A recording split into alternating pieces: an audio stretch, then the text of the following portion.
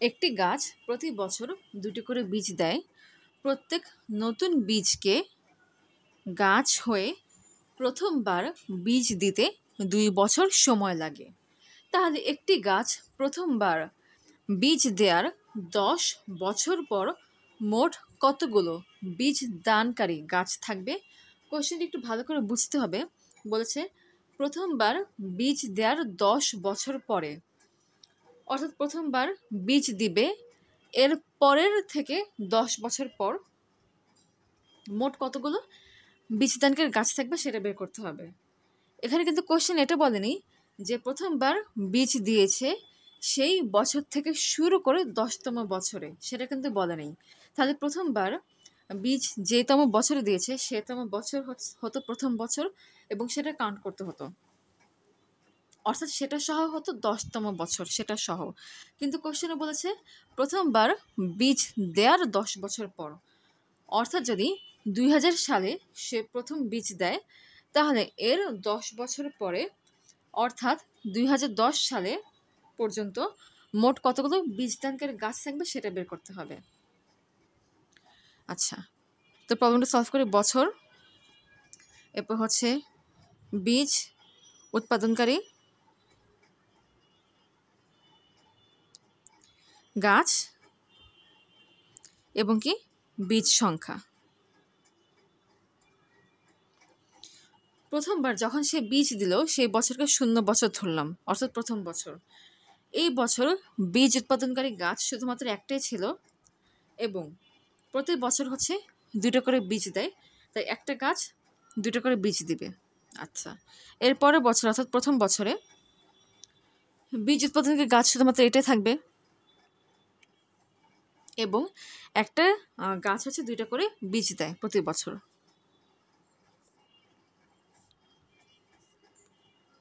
এরপর দ্বিতীয় বছরে, এখন খেয়াল করো, এই গাছ তো আছেই, এই যে বীজ ছিল এই বীজ 2 বছর পরে কি হবে?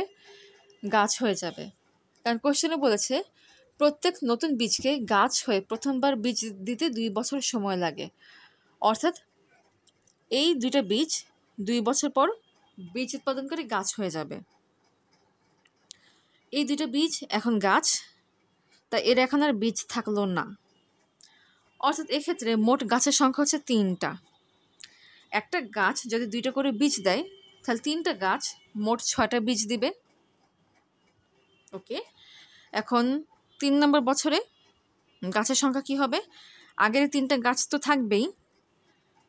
এখানে খেয়াল করো, এই যে 2টা বীজ ছিল 1 নম্বর বছরে, তাহলে 3 নম্বর বছরে এই 2টা বীজ এখন কি হয়ে যাবে?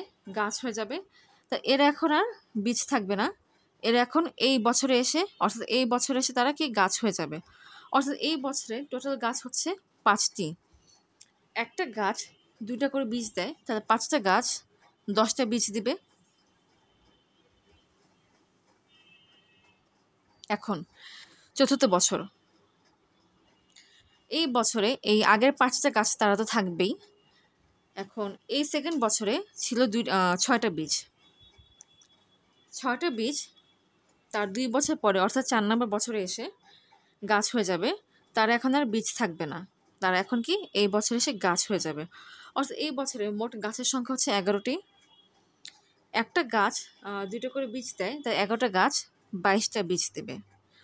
তাহলে এখন এই বছরে গাছের সংখ্যা হবে এই 11 প্লাস এই সংখ্যা সমান সমান 21টি। কারণ এই বীজ এখন এই বছরে এসে গাছ হয়ে যাবে, তাই এর এখন আর বীজ থাকবে না। অর্থাৎ এই বছর এখন 21টি গাছ আছে। একটা গাছ 2টা করে বীজ দেয়, তাহলে 21টি গাছ 42টা করে বীজ দিবে।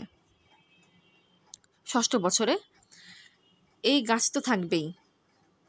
এখন এই চতুর্থ বছরে যেই 22টি বীজ ছিল তারা ষষ্ঠ বছরে এসে কি গাছ হয়ে যাবে, অর্থাৎ এর এখন আর বীজ থাকবে না, এর এখন গাছ হয়ে যাবে।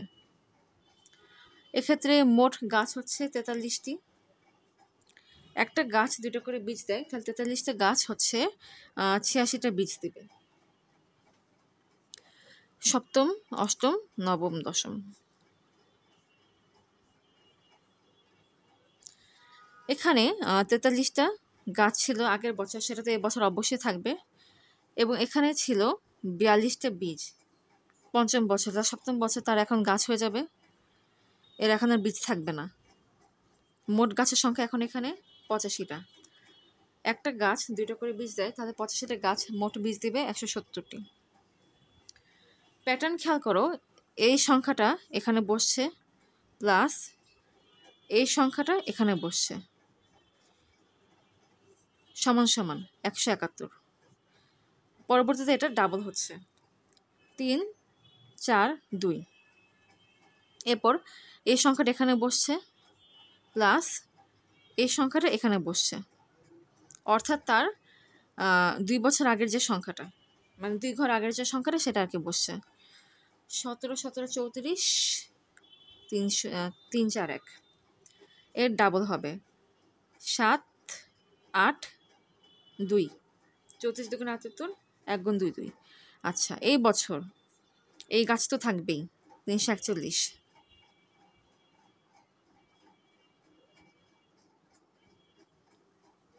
সরি, এটা আমি ক্রস দিতে ভুলে গিয়েছিলাম।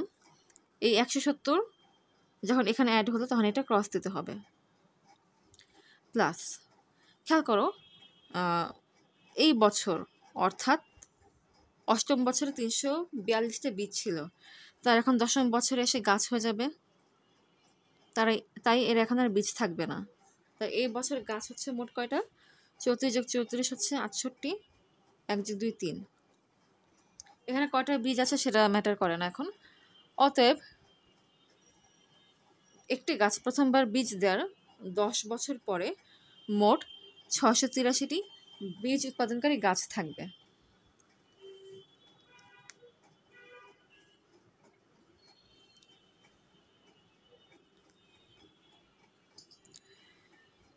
অর্থাৎ শুরুতে যে একটা বীজ উৎপাদনকারী গাছ ছিল, অর্থাৎ একদম শুরুতে যখন 0 বছর ধরা হয়েছিল তখন যে বীজ উৎপাদনকারী গাছ ছিল সেটা এর 10 বছর পরে 383টা গাছে পরিণত হবে। অর্থাৎ একটি গাছ প্রথমবার বীজ দেওয়ার 10 বছর পর মোট কতগুলো বীজ উৎপাদনকারী গাছ থাকবে? মোট 683টা বীজ উৎপাদনকারী গাছ থাকবে। আবারও বলছি, একটি গাছ প্রথমবার বীজ দেওয়ার 10 বছর পর মোট 683টি বীজ দানকারী গাছ থাকবে। তাই এটাই অ্যান্সার।